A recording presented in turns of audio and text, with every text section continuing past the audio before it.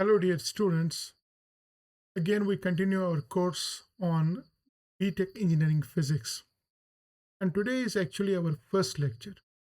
Our previous lecture was only an outline and introduction to the course. And as I told you in my previous lecture, that there are four modules in the course.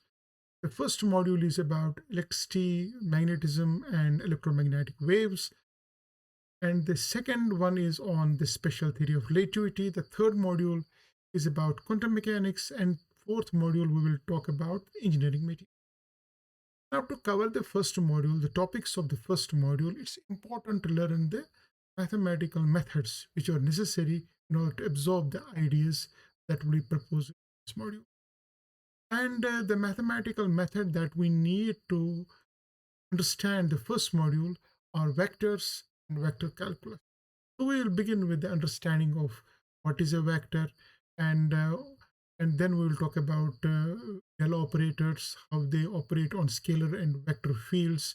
We'll also talk about the different coordinate systems, how we transform from one coordinate system to another coordinate system, these various operators that we use in vector analysis.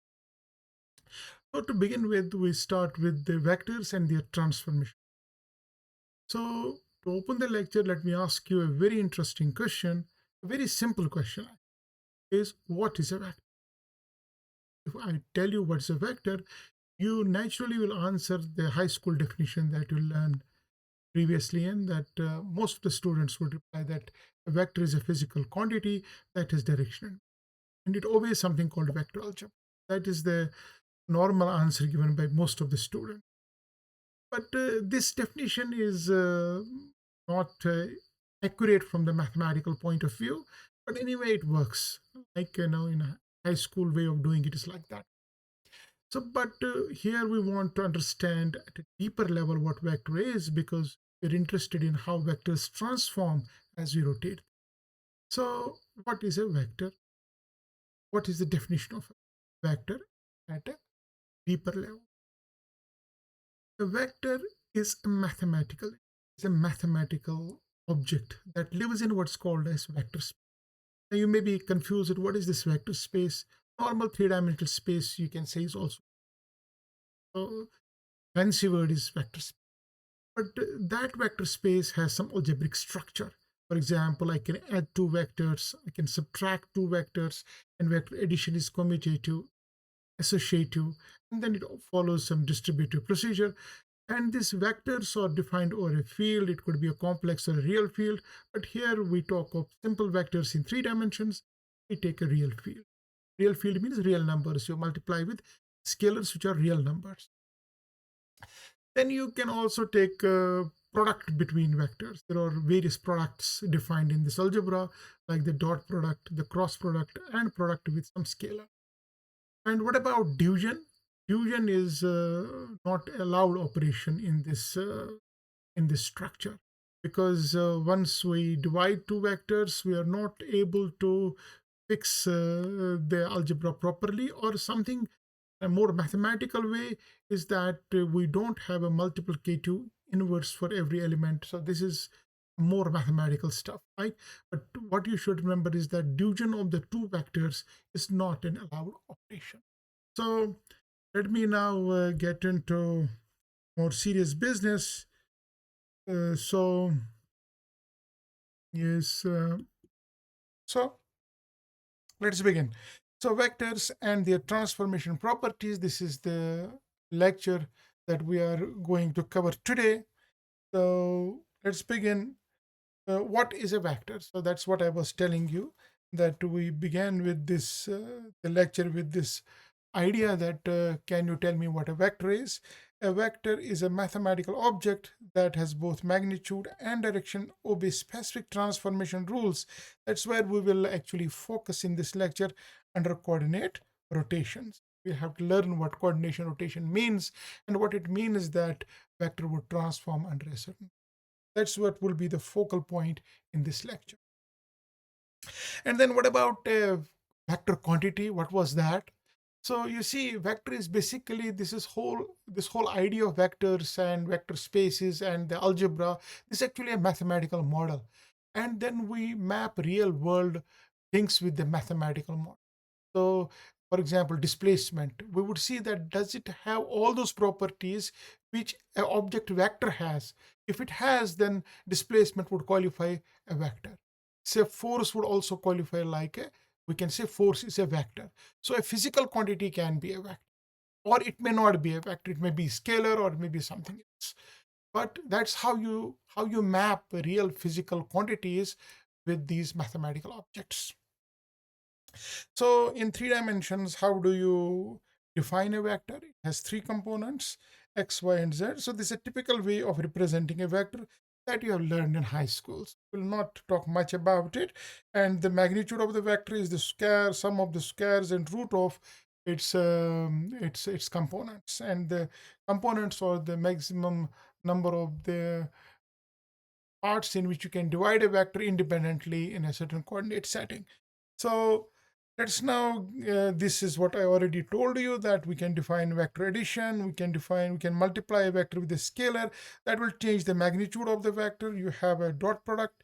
The dot product is that it takes two vectors and maps them. In mathematical language, we say it maps them to a scalar. That means that if you take two vectors, their product can become a scalar. And that's what dot product tells us, gives you a scalar. And then the cross product is, again, it takes two vectors and maps them to a vector. So that is cross product. So that's how we define cross product, that you take product of two vectors and you get a vector. And this is a proper way of defining that how you take this product. Now let's get into what's called as coordinate rotation and see if I rotate a coordinate system, how would the coordinates transform? First, we'll focus on that I take a coordinate system, I rotate it, and I will see how the coordinates transform under rotation. Then I will take a vector and again rotate a coordinate system. And I will see how the components of the vector transform. And then we will extract some interesting mathematical idea. So let's begin.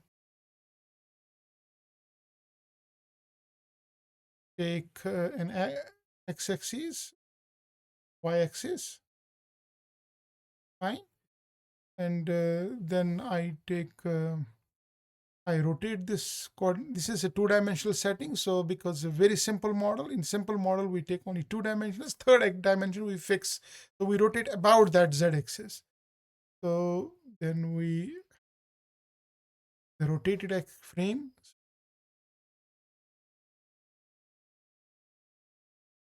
So we have rotated. So this is my x coordinate, and this is the unit vector in the x direction. I represent it by ex. My y coordinate or y direction, y-axis, and that is the unit vector along that direction. So then I have, this is my x prime coordinate, the primed coordinate, rotated coordinate, and this is the unit vector in that direction is ex prime, and that is my y prime coordinate, and unit vector in that direction is ey prime. So I have rotated my system by an angle a phi or phi. All right. So now you can see that this x, this x prime, so I can say there is a vector like this, which is x prime ex prime is vector in this direction, because that is the magnitude and this is direction. So this vector x prime is like, I want to write x prime vector, that would be x prime ex prime, right? Fine. And this vector can be expressed in terms of this x vector and this y vector. And this vector is x ex, and that vector is y ui. So this is how I can write x prime ex prime in terms of, this is what you learn in high school as a vector law of addition, right? So now I write down in a very neat way. So I can write down x prime, right? Then ex prime can help me, and you can write with me, is equal to, come on, this is x plus y, ey. So simple. So I have expressed this vector x prime, ex prime in terms of this vector plus this vector. That is this vector plus this vector is this. So fine, so far. Very nice. Now what I do is that I multiply both sides. I take a dot product with ex prime vector, unit vector. So I take x prime, ex prime, then take a dot product with ex prime, and then I write x ex dot ex prime, and then y ey dot x prime. Clear? Now you can see that this ex prime and dot ex prime, these are two unit vectors, and a unit vector multiplied to itself is always 1. So this is unity. And this one is, its magnitude is 1, the magnitude of this one is 1, but ex prime is in this direction and ex is in that direction, and the angle between them is phi. So by definition of dot product, the product of ex and ex prime would be cos of phi. And similarly, the product of ey and ex prime would be sine phi, because the angle between this fellow ex prime and this is ey, this is ey, this is ey, this is ex prime, and this angle is 90 minus theta, so that would be sine phi. So I write here, so this is x prime, this will be equal to, now this is x cos phi or phi plus y sine phi, and I call this as equation A. I think the ideas are very clear. So what I am doing, let me repeat what I am doing. And I'm taking a coordinate system and I'm just rotating it by an angle phi. I want to see that how rotation, when I rotate this coordinate system, how do these coordinates transform? How can I express rotated coordinates in terms of the unrotated coordinates? That's my job. Okay. Now, similarly, I try to find y prime, right? This one, y prime. So let's find what is this y prime. Okay, y prime, ey prime, right? And this fellow can be written like this plus this. So this one is y ey, and this one is minus x ex prime, ex, right? So that's how you write down this ey prime, y ey prime. So again, I do it. So let's do it. So now, what do I write in a similar way? Y prime, ey prime. Come on. What is that equal to now? It will equal to minus x ex plus y ey. Now I take dot product with ey prime. So y prime, ey prime dot ey prime is equal to minus x dot ey prime plus y ey dot ey. Now you can see that, this is ey and this is ey prime. The angle between them is phi because we have rotated by angle phi. So that would be cos and this would be sine. So therefore, and I can write y prime is equal to minus x sine phi plus y cos phi, and that's my.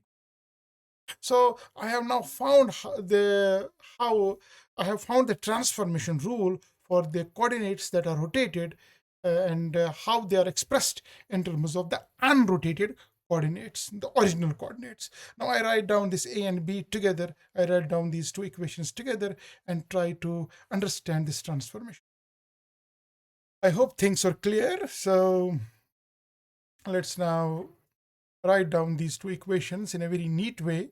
So x prime is x cos of phi plus y sine of phi, and y prime is minus x sine of phi plus y cos of. Now these are two linear equations, and we can write these two linear equations in matrix form. There's always, there is a mapping between the equations and matrices. I can always write down linear equations in terms of matrices and then can perform that matrix algebra, and I would be actually doing some linear algebra. So using the ideas of the mapping to matrices, I have, this is x prime, y prime. This is how I express as a column matrix as the components of, as the rotated coordinates is equal to, there will be this transformation matrix or the rotation matrix cos phi, cos phi. Yeah, so then is, come on, sine phi, yes, and then minus sine phi and cos phi, and then we have again the column representation of the original coordinates x and y. So this is the rule. This is the rule how the rotated coordinates are expressed in terms of the original coordinates. And this is the prescription for that rule. This is the rotation matrix R. And this matrix is cos phi in 2 dimensions, cos phi, sine phi, minus sine phi, and cos phi. And you can easily see the determinant of this rotation matrix is 1, because if I find determinant of this, this would be 1. And then if you take rows to columns and find its transpose, that would be the matrix itself. That means R would be its own transpose. So let's sum up this whole idea. So here I have taken the same thing is happening here. So we have original coordinate systems xy. We've rotated through an angle phi. And then this is the rule that we found. And we can rotate about z axis, right? We can keep z axis fixed. This is how we have not changed the z coordinates. But in principle, one can always do a 3-dimensional rotation. Then you will have a 3-dimensional matrices in general. But here that the third element is 0, 0, 1. So this is the prescription in 3 dimensions. If you don't change z coordinate, for that you will have 0 entries here, and that means I am rotating the whole coordinate system about z axis. And this whole matrix is called the rotation matrix, right? And it's an orthogonal in the sense that inverse is transpose, and then determinant of R is 1. It's called proper rotation when the determinant is equal to 1. And then this matrix has a property that it preserves the lengths and the angles between it preserves the length of the vector. The length of the vector does not change as I rotate the coordinate system, and it also preserves the angle between the vectors. We'll see that in a moment. Now the question is that we have seen how the coordinates transform. Now there is a question that how does the if we rotate the coordinate system and we have a vector, how do the components of the vector transform? So we ask a more interesting question. How do components of a vector transform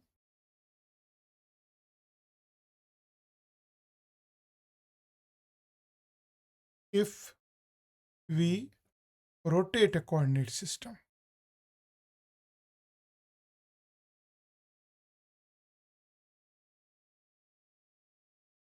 So that is what we will be looking for. How do the components of a vector transform if we rotate a coordinate system, right? That is what we'll be looking at. Okay, let's do that. So for that, what I do is that I rub it off because I need some space to perform this kind of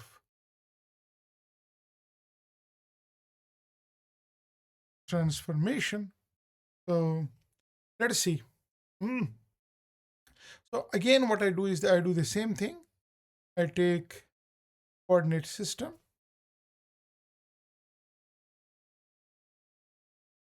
x and y, and then I take some vector. So I take a vector. That's my vector.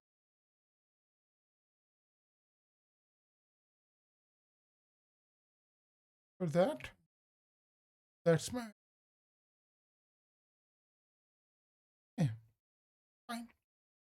And this angle that the A makes with the axis is theta, right? This is my x-axis, and that's my, so A has two components, A cos theta and A sin theta. So if I want to express A, so A vector is AXI or AXEX. That's, this fellow is EX in this direction, and that fellow is EY. Your EX is your I vector, and your I cap, and your EY is your J cap. That's how you should understand that. Plus, this is BX and, sorry, no BX. This is AY and then EY. Fine, good. Now, what is AX? AX is A cos of theta. So it is A cos theta, EX, plus this is A sin theta, EY. So this is my AX is A cos theta, my AY is A sin theta. Now I have to see that what happens then if I rotate a coordinate system. Now let's rotate a coordinate. Again, we rotate a coordinate system. See again by an angle phi. This angle is phi. Oh, sorry, this angle.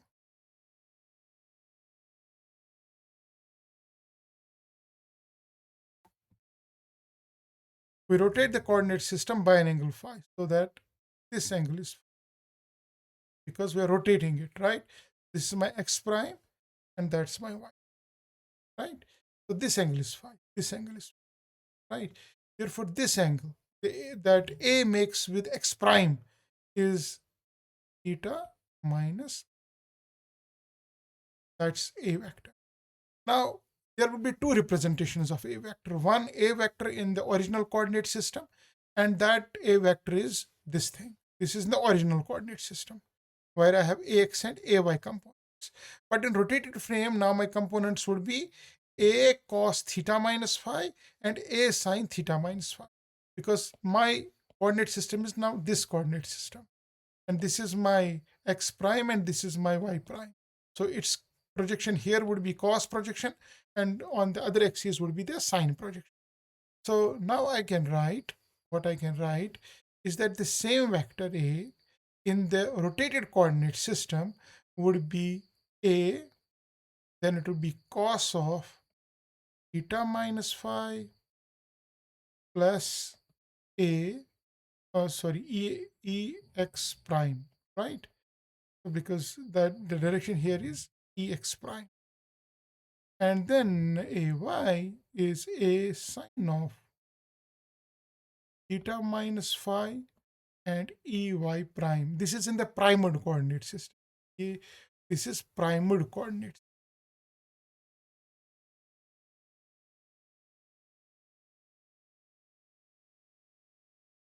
And this is unprimed. Okay. So this is your primed component. This is your unprimed component. So what is my AX prime? The component in the primed coordinate is that is the rotated coordinate is A cos of theta minus phi. Very nice. So then I can write that AX prime as A. I can open this cos with cos formula. This is cos theta cos phi minus becomes plus sine theta sine phi. Very nice. But A cos theta is AX. So it is AX cos phi and A sine theta is AY. This is AY sine phi. This is how the component AX prime transforms in terms of AX and AY. AX and AY are the components in the when the coordinate system is not rotated, and AX prime is the component when the coordinate system is rotated for the same vector. Right? Now let's find AY prime, which is like this is my AY prime. So I now write down AY prime. So ay prime is a sine of theta minus phi, and that would be equal to a sine theta cos phi minus a cos theta sine phi. But a sine theta is ay, this is cos phi minus, and this is ax sine phi. So I like x component first, it becomes minus sine phi ax plus cos phi ay. This is ay prime. And what was my ax prime? That was cos phi ax plus sine phi ay. Now I can express these rotated components in terms of the non-rotated components through this matrix, rotating matrix transformation. So now I can write that the transformed components x prime and ay prime are rotation matrix is the first are the x prime entries. So it is cos phi sine phi minus sine phi cos phi, and then you have ax and ay. So they are the same kind of transformations we found for the coordinates. So there is a very interesting story now that when I rotate coordinate system, the coordinates transform by a rule. And when I rotate the coordinate system, the vector components transform by the same rule. So the components of the vector transform similarly as the coordinates transform if I rotate the coordinate system. And these are this is the property of a true vector, or you also call that it as a contravariant vector in a more technical term.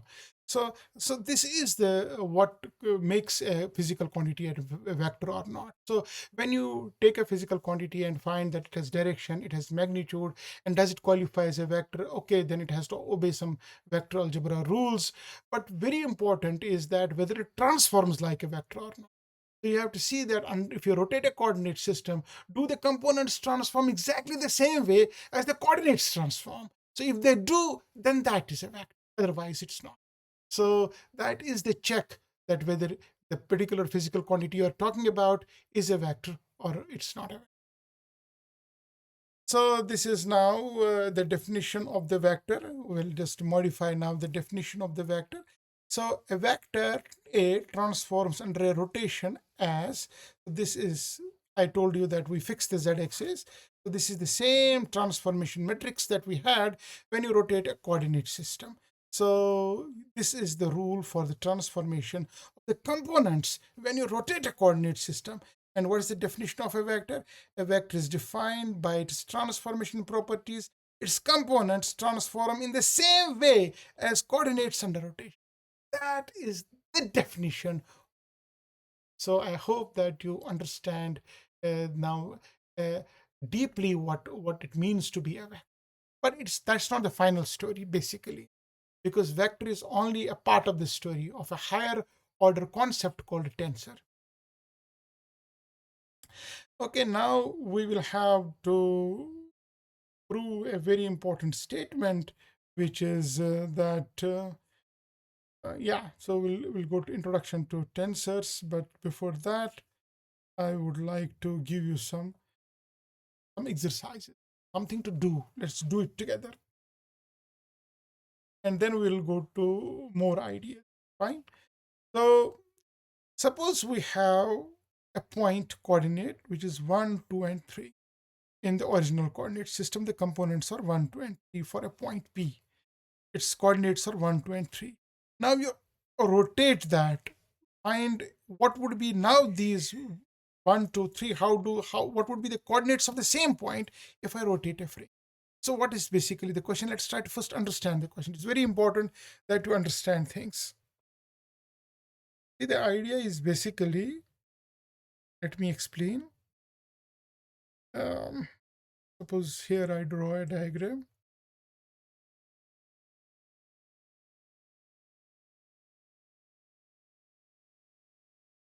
Now you see there is a point P here. Say there is a point P here, right? And its coordinates are something 1, 2, 3. Let's suppose they 1, 2, and there's also z axis as well. Now what I do, this is x axis, this x axis, this is y axis, and this is z axis kind of a thing. Its x is 1, its y is 2, and z is 3. Now I rotate the whole coordinate system. I rotate it by some angle which is 45 degree. Now in that rotated coordinate system, the coordinates of this point would be different, right? So it's not, now this is my x prime. So initially it was, say, x was say 1, but it's no more 1, it's something different, some different number. So x coordinate would be a different number, its y coordinate would be a different number, its z coordinate would be a different number. Now in rotated frame, what are its coordinates? That's our question. So now I think you got it here, right? So how do I do that? I do that with a transformation matrix. And what is my transformation matrix and what are my components? My x is 1. You can see that my x is 1, my y is 1, and I don't rotate z. Let's keep z as it is. So don't rotate with respect to z. Rotate only with respect to z, but don't rotate z axis. There is no, we only do a two-dimensional rotation and keep one dimension fixed. And therefore, my x prime would be what? Ax or x coordinate, that's 1, then cos 45 degree, y coordinate is 2. It's like x prime is x cos 45 plus y sine 45. My y is 2. This is 45. So similarly, what is y prime? It's minus sine 45x plus cos 45y. This is the transformation matrix. That is the rule. So that remains that because of this minus sign is minus, and that is 1 sine of 45. And so x prime coordinate would be 2 by root 3. Y prime coordinate would be 1 by 3. Since we are rotating about z axis, we keep z axis fixed and rotate the whole coordinate system about z axis. Z axis would remain 3. So my new coordinates would be 3 by root 2, 1 by root 2. So this is how the coordinates of the point change. From, if you take one coordinate system, you rotate the coordinate system, the coordinates of that point would be different. And how would they be related? They'll be related through this matrix called rotation matrix. So I now think that you understand the essence of this rotation matrix. Similarly, you have a force and you rotate by 30 degree with respect to y-axis, and you can find the components of the force. Now, what we need to do, this is very important. This is another very important question, and this can be asked in your examination, by the way. And it is like that you show that if you take two vectors and you take their dot product, right? You can take dot product between two vectors, no problem. You can take it and then you rotate a coordinate system. Naturally, the components will change, but the dot product doesn't change. So this dot product is something that remains invariant. Invariant means it doesn't change. So if I rotate a coordinate system, so we will now prove that the dot product between two vectors is a scalar, because scalar has this beautiful property that it remains the same, doesn't matter how you rotate a coordinate system. So that also gives you the definition of scale, that under coordinate rotation, it remains the same. So and now you check this very interesting idea. We can derive it, and or we can go through the derivation. Let's go through the derivation. We don't need to, it's already written there. I will go through the derivation step by step. So I have, in rotated coordinate system, naturally you have primed these these are primed vectors, a prime, b prime. These are vectors in the rotated one, and a prime and a vector is, and b vector are the ones which are in the frame which is not rotated. So since the rotated coordinate, these rotated vectors would be represented in there like a x prime vector, sorry, a vector would be like ax prime, then ex prime plus ay prime, ey prime plus az prime, ez prime. And similarly, b prime would be equal to bx prime, ex prime plus by prime, ey prime plus bz prime, ez prime. And when you take the dot product, so you have ax prime, bx prime, because ex prime would be 1, ay prime, by prime, az prime, bz prime. These are the product of their, that's normally the definition of dot product in any coordinate system. You have a dot b, what is that? It is ax bx plus ay by plus az bz. That's how you write it. So since it is a prime and b prime, it would be ax prime, bx prime, ay prime, by prime, and then az prime, bz prime. Now, since ax prime can be written in terms of the unrotated coordinates, right? The original vector, the same vector when the coordinate system is not rotated. So it's ax prime cos phi, ay prime sin phi. Then bx prime is bx cos phi plus by sin phi. Same for these two, right? So we can express ay is minus sine ax sine phi, ay cos phi, and by is again minus bx sine phi, by cos phi. And since we're rotating about z-axis, this component remains the same because, in the matrix, the entry is 1. So it remains bz, az. That component, because we have not rotated the z-axis, has not been rotated. We have rotated the coordinate system about the z-axis. Now what you do is take the product, this with this, this with this, then this with this, this with this, similarly this with this, this with this. You will have some terms, you combine them. So you have ax bx, you have cos square plus sine square, you have ay by, again you have cos square plus sine square as the coefficients.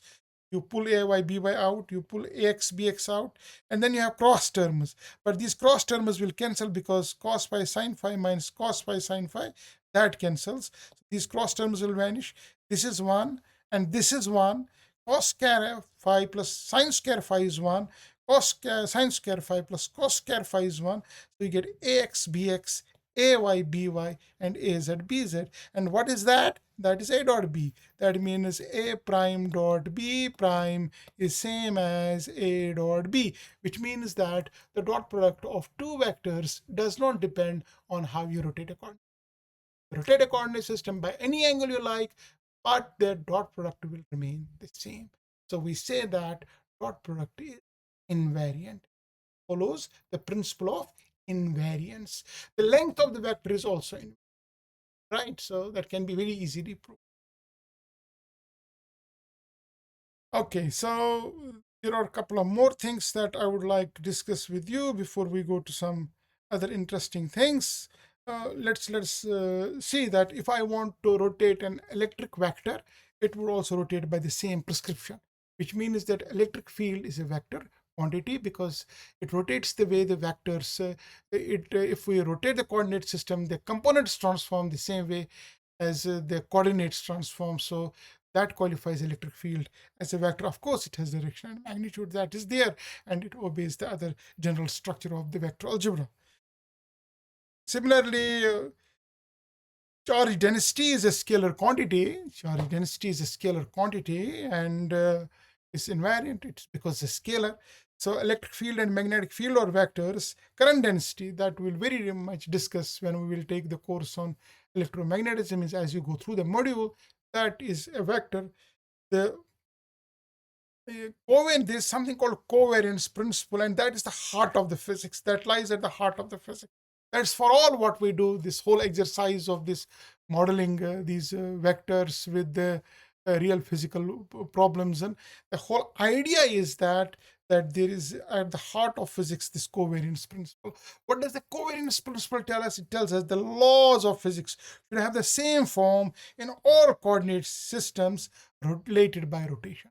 So if you have a coordinate system and you perform some experiment, now you rotate the coordinate system, the experimental results will not change.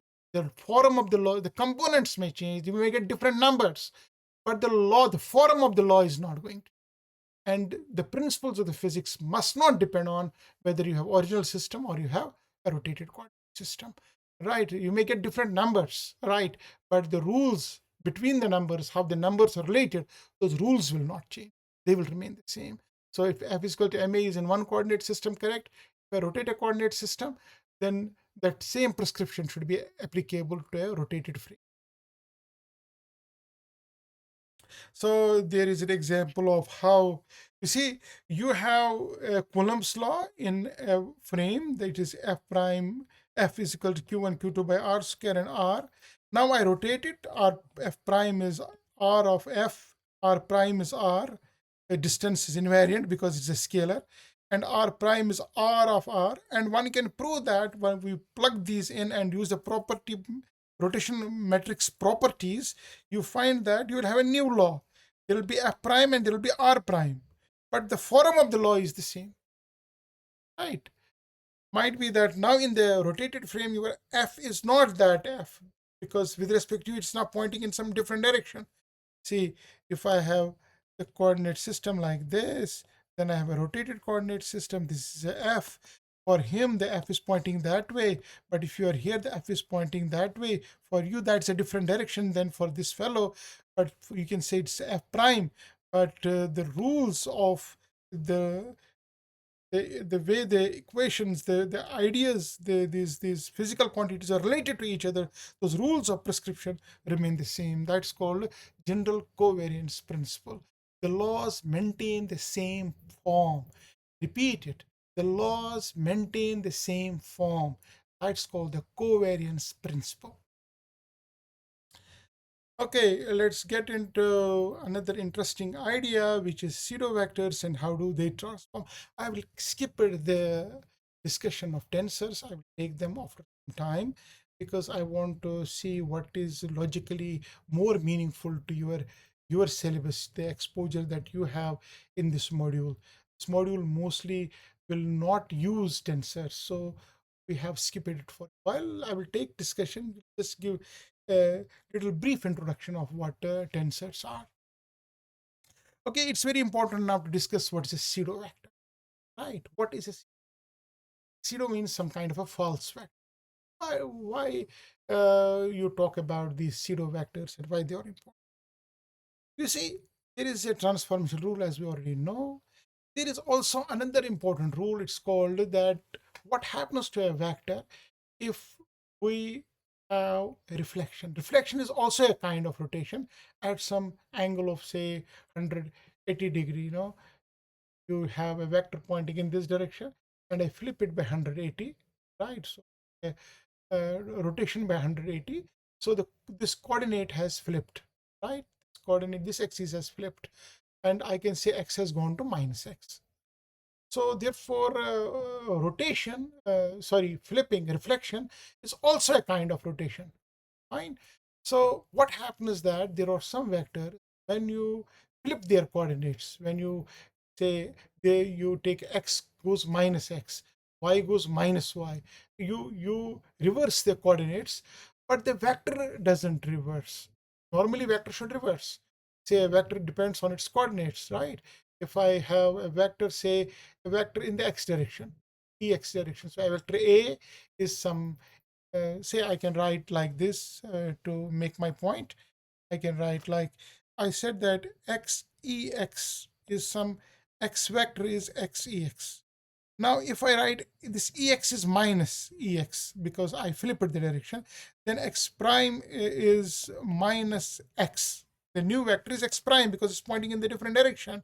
It's but the minus of the original vector. So if I flip my coordinate, the sign of the vector. So if I reverse the coordinate direction, the sign of the vector should become also negative. But there are vectors where the reversing the coordinates, the vector remains the same in the same direction. The vector doesn't flip. For example, I have a vector, say angular momentum.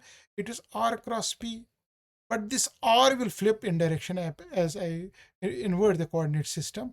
P will flip the direction as I invert the coordinate system, but then minus cross minus is plus. So r cross p will not flip the coordinate, not flip if I flip the coordinate, if I reverse the coordinates.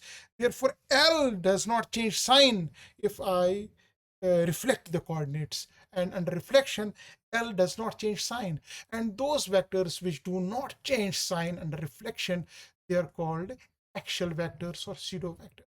And other vectors which change sign, they are called as polar vector. So force is a polar vector, displacement is a polar vector, velocity is a polar vector, but angular momentum is a pseudo vector, Magnetic field you will see is also a pseudo vector. Torque is a pseudo vector because any vector that is cross product of two vectors would qualify as a pseudo vector. And they're important, and we'll see them also. They're a bit complicated when you make the rotation, and that's why they are false vectors, because they don't rotate the way the components don't rotate in the same way. There is a complexity in the rotation. When you rotate the coordinates, and there's a complexity of the rotation in their components, and that makes them false vectors. So you want to see a vector is a vector, see whether it transforms the way it should transform. It does not, it's not a vector. So now I would like to get into some interesting things, a little bit more about. I will talk a bit about tensors. Right before I close the lecture, I will talk a bit about it. Yeah, you see, what is basically a tensor? A tensor is a general idea. It's a more general idea. Basically, your scalar is also it. Your vector that you know has three components in three-dimensional space, but mathematically speaking, a vector can have n dimensions, even if it can be infinite dimensional, right? But since we in physics talk either in four dimensions, when you talk about the problems of relativity, and but in mostly in classical mechanics, you're constrained in three dimensions only. So your vectors are something three-dimensional, or a vector having three components, right? And that's what a vector is fundamentally. Three components in three dimensions, two components in two dimensions. In one dimension, now whether you will call it a vector or not, because one dimension will create some interesting problems for you, because if there's only one dimension, then what do you mean by rotation? That how would you rotate a vector? The active rotation is not, but you can rotate the coordinate system around it, and that then you will see that whether that vector which you have defined in one dimension, whether that qualifies as vector. For example, displacement, although in one dimension, still qualifies as vector, but the current does not. But current in two dimensions, three dimensions qualifies. So now the scalar is called a tensor which has zero rank. It has only one component. It's only one number. So that's what we mean by zero rank. And a vector is expressed in three dimensions by three numbers, in four dimensions by four numbers, and so on. But there is one matrix that you will need to transform its components. That is called the tensor of rank 1. We call it tensor of rank 1. So your vector is nothing, also a tensor, but it's a tensor of rank 1. And what about a dyadic? A dyadic is a higher order tensor. Right now, tensor of rank 2, we call it dyadic.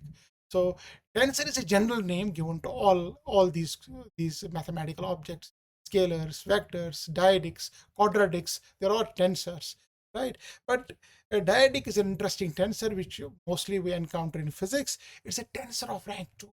For example, if you take a dot product between two unit vectors, that would be a flat metric actually, and in a more mathematical sense. So you say I have two unit vectors ei and e, right? And I want to take their dot product. Their dot product is defined by a quantity called delta ij, and that is ei dot. Now you see there are very interesting entries, right? So I would like to know these delta ij, what are they? So when say if delta 1, I say it is e1 dot e1, and that is 1, because it's like I dot I, that's 1, right? And then delta 1 2, it is like e1 dot e2, it's like I dot j. See, your e1 is I, your e2 is j, and your e3 is k. Think it like that in three dimensions, right? Then you can make it n-dimensional. Mathematically you can get as crazy as possible. So this is 0, right? Now you can see that you will have all the components, so it will become a matrix kind of a thing, become a matrix with entries like delta 1 1, delta 1 2, delta 1 3, delta 2 1, delta 2 2, delta 2 3, delta 3 1, delta 3 2, delta 3 3, and you will see that these elements, these diagonal elements are 1 and others are 0. So this, therefore, this quantity delta ij has a structure, and it is more than a scalar. It's a internal structure, right? And this actually is a tensor of rank 2, right? And you use this tensor actually to define a scalar product. You may say, okay, then there are two vectors a dot b, and why that is a scalar, not a tensor. To define that is a scalar, you use this tensor. It's a prescription that makes that the product of two vectors as scalar. Remember, this is a very important and crucial point. So this is a tensor of rank 2, and you can see that tensor of rank 2 is something that it is not right now in 3 dimensions. There are 9 numbers, zeros and ones here, but it could become a general like gij kind of a metric, which is a more complicated thing that we normally learn in differential geometry. But here now these things are very simple. We need to keep things as simple as possible, and for that you can see that delta ij, which is the dot product of two unit vectors, is actually a tensor, and it's a tensor of rank 2. So this is just to give you an idea what do we mean by tensor of rank. There is another tensor which is tensor of rank 3. This is epsilon ijk, very often used in physics, in electrodynamics, in it's also used in hydrodynamics. And but I think the exposure of that epsilon ijk in course that we are going to do with you is very small and very less. So we'll not get into the details of it. It's called Levi-Cheetah symbol, and we'll not get into its details here. So we'll leave that discussion because then it will become a little bit rough lecture. So I don't want to make my lecture rough. I want to keep it as simple as possible, as direct as possible. So then we have finished this lecture, which was about the vectors and their transformation properties. My next lecture will be on the different kinds of coordinate systems, and then we will see how the different coordinate systems relate to each other, and how do we define length elements in different coordinate systems, areas and volume elements in different coordinate systems. And once we understand the idea behind why do we need to study different coordinate systems, then we'll talk about the how we will introduce scalar and vector fields, and how those fields change, and why their change is so important, the physics of various problems, right? So let's get into now the summary to end up this lecture on vectors and their transformation properties. The vectors are defined by their transform. So let's do it one by one. Vectors are defined by their transformation properties under coordinate rotations. The transformations is governed by the rotation matrices with specific properties. Physical laws maintain their form due to proper vector transformation. Electrodynamics heavily relies on the vector transformation properties. Understanding vectors and tensors is crucial for advanced physics. That I already told you that you can't do advanced physics without these tools. And these are the reference books that I have taken to prepare this lecture. And in fact, this is the book that we'll focus on when we will do module 1. So module 1 would mainly focus on Griffith's Introduction to Electrodynamics, and these would be for those students, the other books, the Afghan, Weber, and the Jackson, the very serious and advanced students. And then I thank you very much. Please ask your questions in the comment box. I will make a separate video to answer your. Thank you very much, and hope that you have enjoyed this lecture the way I have enjoyed. Thank you.